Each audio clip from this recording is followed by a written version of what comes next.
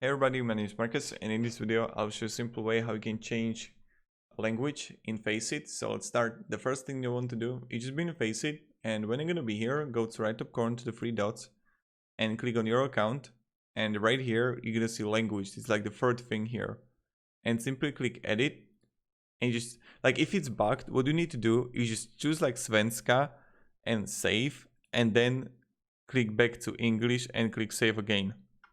And this is pretty much it how we do it. So thank you very much everybody for watching. If you have any questions, guys, ask me down in the comments. I'll be really happy to help you. And yeah, have a great day and goodbye. See ya.